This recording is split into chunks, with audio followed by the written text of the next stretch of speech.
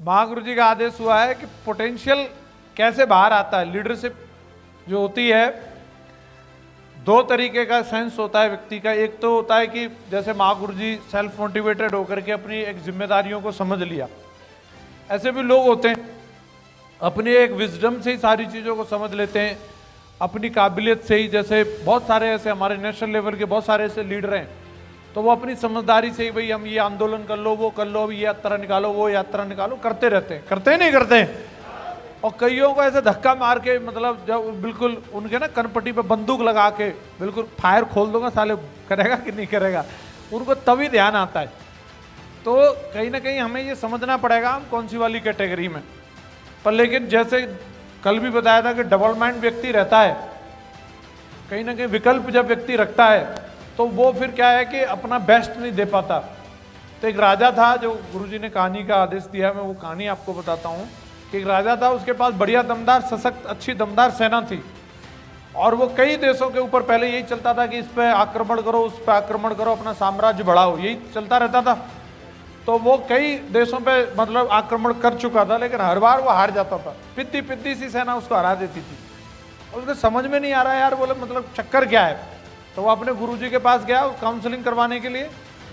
बोलो गुरुजी, मतलब साला जिन टीमों का कहीं नाम नहीं वो टारगेट जीत रही हैं, और हमारी इतनी दमदार सशक्त सेनाओं के टारगेट ही नहीं जीत रही, क्या चक्कर है।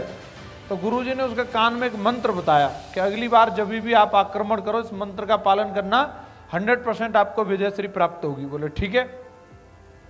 अगले देश पे उन्होंने जैसे प्लानिंग थी, समुद्री रास्ते से जाना होता था, और उन्होंने टारगेट किया, बोले इस देश पे हमला करना। भाई सारी सेना सवार हो गई अपने समुद्री जहाजों में और पहुंच गए वहां पे। अर्ली इन द मॉर्निंग पहुंचे पोर्ट पे, और जाकर के राजा ने आदेश दिया, सारे लोग आकर के असेंबल हुए। तो सबसे पहला आदेश हुआ कि सबसे पहले जिन जहाजों से हम आए उन जहाजों में आग लगा दो। सब एक दूसरे की तरफ देख रहे, बोले राजा साहब पगला गए क्या। बोले अपने वालों में। हाँ हाँ, बोले अपने वालों में ही, जिनसे हम आए हैं उनमें पहले आग लगाओ। तो अब क्या करें, जब राजा का आदेश तो मानना ही पड़ेगा। तो तुरंत आग लगा दी। आग लगाने के बाद फिर सब इकट्ठे हुए और उनको कहा क्या तुम्हारे पास एक ही रास्ता है, और वो है मौत। क्या है? सामने दुश्मन की सेना है और इधर समुद्र है।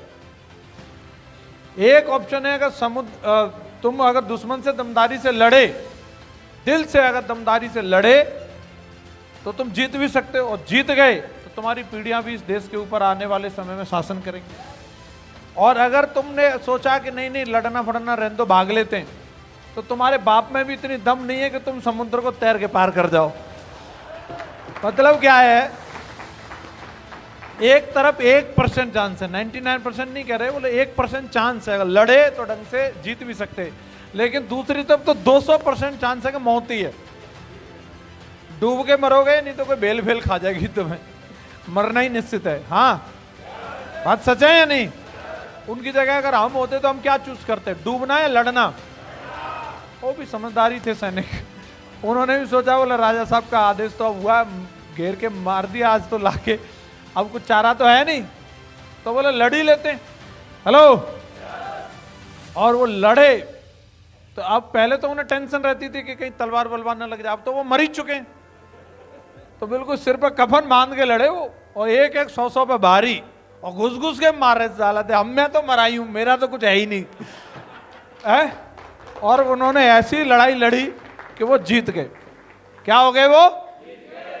जीत गए। जीत तो वो पहले भी सकते थे, ऐसा नहीं पहले नहीं जीत सकते, लेकिन पहले क्या हो रहा था, पहले जब भी वो किसी पे आक्रमण करने जाते थे तो अपने पायलट को समझाते थे, देख भाई तू मोड़ मार के उसको तैयार रखियो, जहाज को बिल्कुल रेडी पोजीशन में रखना, ये नहीं कि हम आए फिर तब तू मोड़े ना, मोड़ के। और रसोईया को बोलते थे तू लंच बना के रखे, हम यहीं आके खाएंगे, तो कहीं बाद में फिर आलू वालू उबाले, पहले ही।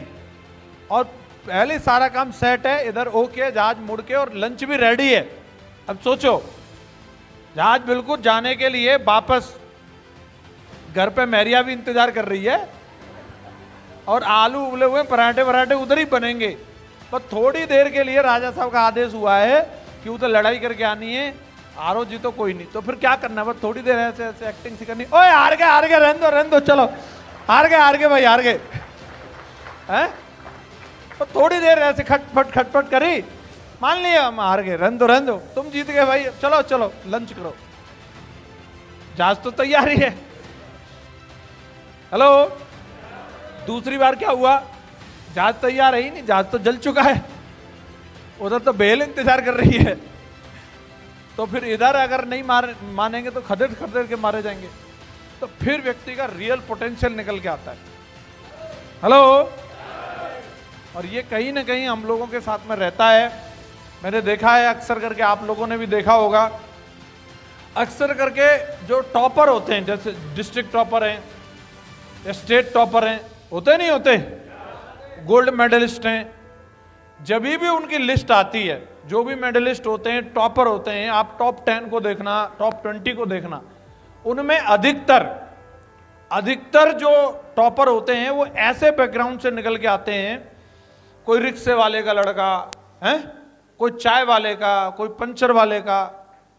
हाँ जी, कितने लोग मानते हैं ये बात सही है? हैं? टॉपर में ऐसा होता है अक्सर। तो वो वाले क्यों नहीं आते? जैसे किसी मंत्री का लड़का, किसी मंत्री साहब का भी लड़का आना चाहिए कि नहीं आना चाहिए? किसी बड़े से हीरो का लड़का है, किसी बड़े से डॉक्टर साहब का लड़का, इंटर भी नहीं करते। हाँ जी, जब उनके पास सुख सुविधाएं भी हैं, बढ़िया ट्यूशन भी पढ़ सकते हैं, वो बढ़िया कॉलेज में भी जा सकते हैं, लेकिन उधर आईएएस पीसीएस में या नीट वगैरह में उनका नाम क्यों नहीं आता? क्यों नहीं आता? क्योंकि उसके लिए वो जो लोड लेना पड़ेगा ना, वो लोड लेते ही नहीं है। क्यों नहीं लेते? क्यों नहीं लेते? ले लो तो भी, मतलब अपने एसआरए में मत लो तो भी, गाड़ी तो मेरी है ही ना, इसे कौन चलाएगा? हेलो, ये फरारी खड़ी है, जगवार खड़ी है किसकी? है तो मेरी। तो इसलिए वो लोग लोड लेते ही नहीं है। और लेकिन जो मतलब जो बंदा सब्जी बेच रहा है, जो बंदा पंचर लगा रहा है, उसका लड़का अगर पढ़ाई कर रहा है तो वो सोच लेता है बेटा ढंग से पढ़ ले, नहीं अगला टायर तुझे खोलना है। हाँ या ना? हेलो, आज अगर तूने दमदारी से पढ़ाई नहीं करी तो अभी तो तुझे मैथ के फॉर्मूला याद करने, नहीं तो फिर तुझे सब्जी के नाम याद करने पड़ेंगे। भिंडी ले लो, तोरई ले लो, धनिया ले लो, तो बढ़िया क्या है, फॉर्मूले याद कर ले, नहीं तो फिर इनके नाम ध्यान करने पड़ेंगे। हाँ या ना? मैं अगर अपनी बात करूं, जैसे मैं कर गया काम, मालूम है क्यों कर गया? जैसे मैं देख लेता, कंपैरिजन कर लेता था। वैसे प्लान करना बहुत मुश्किल काम है, ऐसे ऐसे एड़े टेढ़े लोग मिलते हैं, साला बड़ी बेइज्जती करते हैं, बहुत दम खाते हैं, स्टाम्प पे लिख के दे देते हैं। इतनी घोर बेइज्जती, कोई लिमिट होती है। थोड़ा आदमी बिल्कुल कुत्ते की तरह ट्रीट करते हैं, मिलते ही नहीं मिलते। फॉलोअप करना और टेढ़ी खीरे, अरे मैंने तेरे कल मना कर दिया फिर तू आ गया, बहुत बेशरम आदमी। ऐसे कोई बोले तो बार बार आ जाता है, तो फिर भी हम ऐसे एकदम बेशरम बन के जाए वहां। मैं बोल दी, एक बार बोल दी, 10 बार बोल दी, नहीं करनी, भागा भागो।